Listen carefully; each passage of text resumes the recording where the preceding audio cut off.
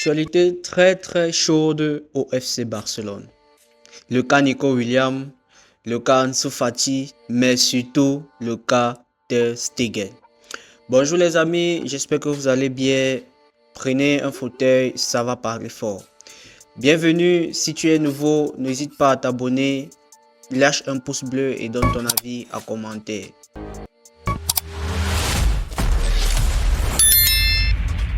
La première personne touchée par l'arrivée de Joan Garcia comme gardien de but, c'est Iñaki Peña. Iñaki Peña, qui est poussé vers la sortie, n'a pas d'autre choix que de trouver un nouveau club cet été. Et plusieurs clubs étaient notamment intéressés, mais sans suite, parce que ces clubs l'ont déjà eu à recruter de nouveaux gardiens. Mais tout récemment, le journal Sport nous informe que le Betis a pris des renseignements et sont vraiment intéressés sur Iñaki Peña. Personnellement, j'aime le joueur, j'ai un amour particulier pour lui parce que je pensais que c'était un gardien qui pouvait faire partie dans l'histoire du FC Barcelone, être le premier, après Victor Valdés, le gardien qui est formé au Barça et qui pourrait s'imposer. Donc, je ne peux que lui souhaiter le meilleur pour la suite. Voilà, rien d'autre à ajouter. Il nous a aidé quand même en début de cette saison avec la blessure de Ter Stegen. Donc nous ne pouvons autant pour moi que lui souhaiter tout le meilleur. Et dites-moi dans les commentaires si vous pensez que c'est un bon choix pour le FC Barcelone d'ouvrir la porte au départ de Iñaki Peña. Comme d'autres départs au FC Barcelone, en manque de temps de jeu durant la saison écoulée et qui lui-même a confirmé que voilà, et Flick n'a pas été franc avec lui, c'est Pablo Torre. Pablo Torre a trouvé un bon de sortie avec Mallorca, le Real Mallorca, et le Real Mallorca ils se sont déjà même mis d'accord, mais il ne restait plus à gérer que quelques détails avec le Barcelone. Les deux clubs se sont entendus, on peut dire ils ont convenu que ils vont prendre 50% des parts du joueur pour 5 millions d'euros. Et le Barça, quant à lui, aimerait inclure dans le contrat du joueur une option de rachat avec une clause de 10 à 12 millions d'euros. Comme annoncé sur nos différentes pages, je vous invite déjà à vous abonner sur nos pages Facebook et YouTube pour le moment et aussi Twitter.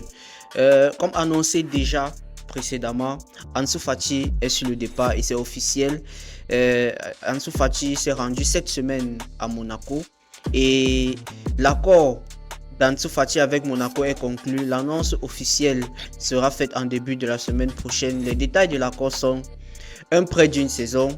Chaque club prend en charge la moitié du salaire du joueur.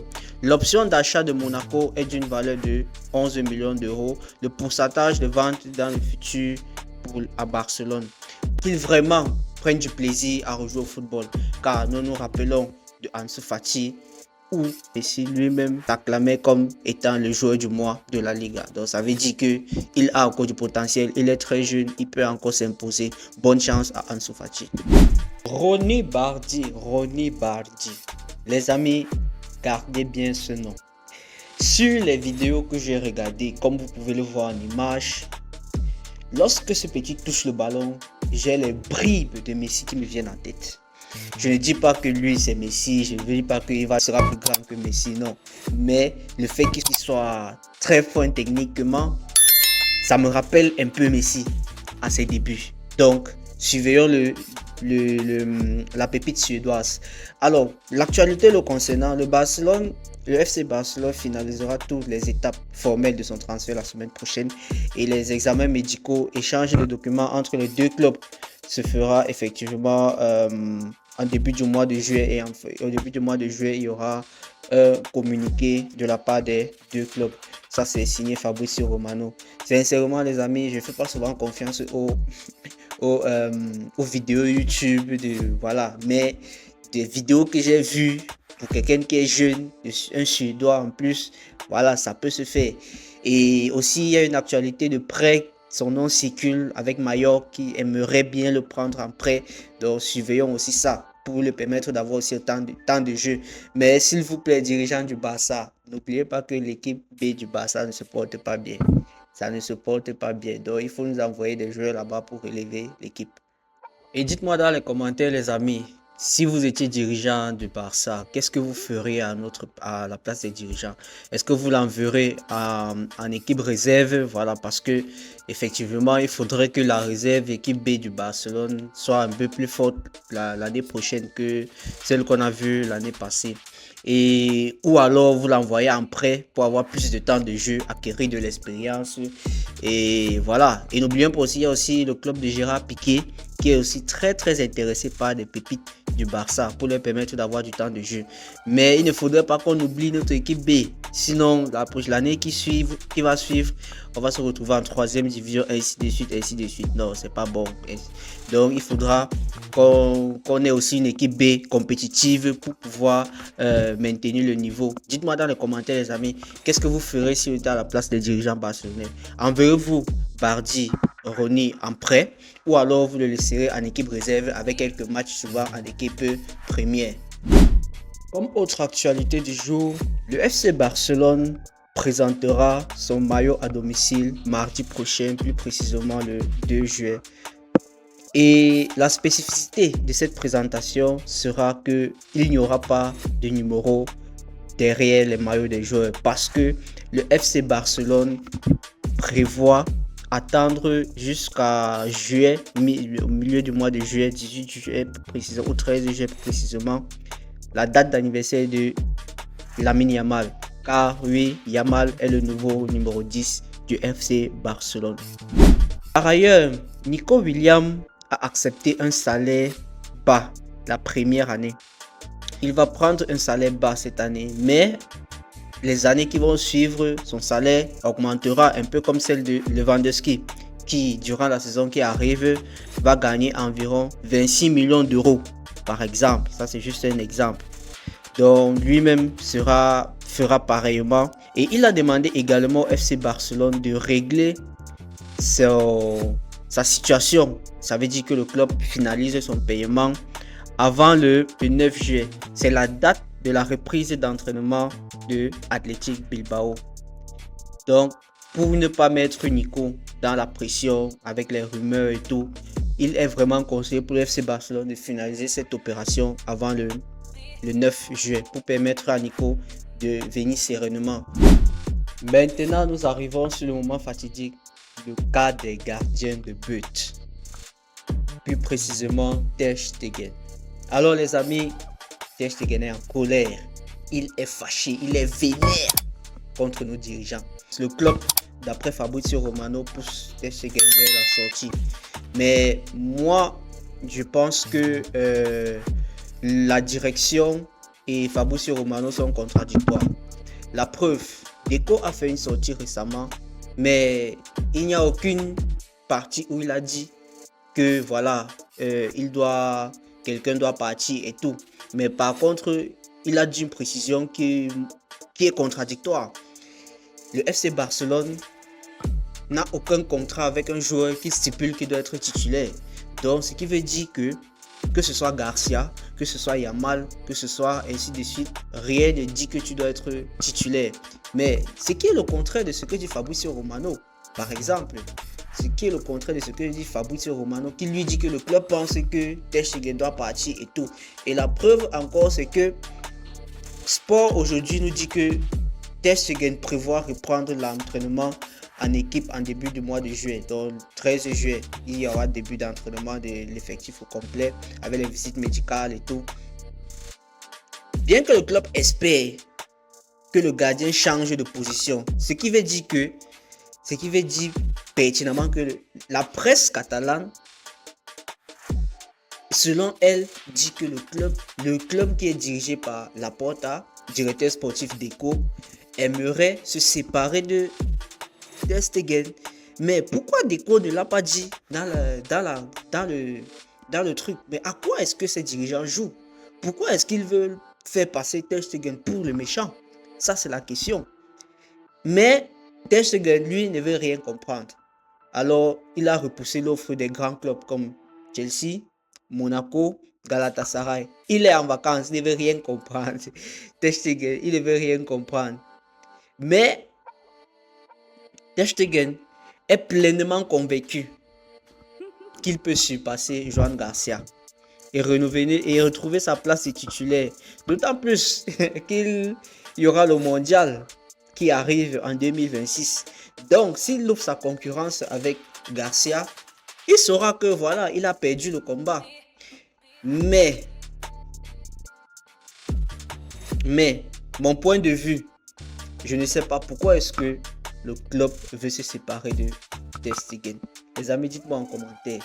Pourquoi est-ce que, quelle est la raison?